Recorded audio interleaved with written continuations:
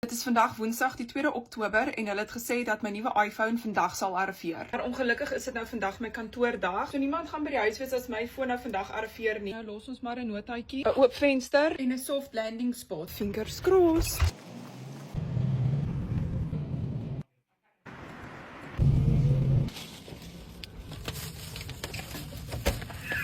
Where is my phone? Dit is vandag donderdag die 3 Oktober, 7 uur die oggend.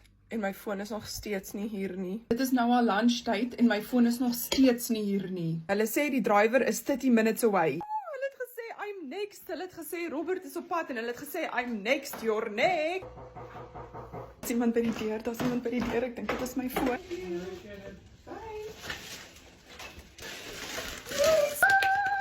Op die oomblik het ek die iPhone 14 en ek het nou ge-upgrade na die iPhone 16 toe. Oei, is baie goed hier binne. Ek het 4 goedjies gekry. Die iPhone 16, 'n phone cover, screen protector, wireless charger. Excited om te sien hoe die werk.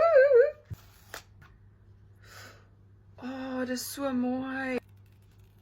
Oh my days.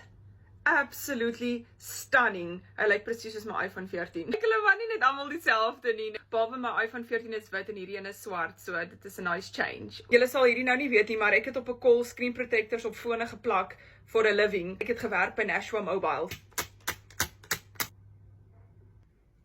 Hier is die covertjie. Dit lyk net vir my soos 'n gewone deurskynende enetjie, which is absolutely fine, want op die invoice het dit gewys dat hierdie covertjie was 40 pond, wat amper R1000 is, so dit moet 'n baie goeie kwaliteit covertjie wees.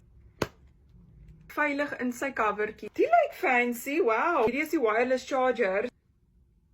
Nee, ek het nie 'n cooking clue nie. It opens, it closes. What in the world? Stick adapter through hole. My instructions is kom. Ek gaan dit nou maar net wing.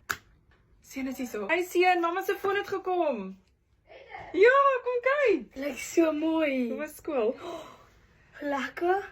No, jy's so lucky, mamma. Ek soek daai kry so graag vir my foon. Hy gaan jou foon nie pas nie, anders kon jy hom gekry het. Natuurlik, ek gaan nou hierdie ouetjie gaan charge en opstel en alles oorkry op hierdie foon, maar ek dink nie ek gaan hom saamvat Londen toe nie, because Londen is nie Edinburgh nie. Ek het al gesien hoe steel hulle fone in daai valley.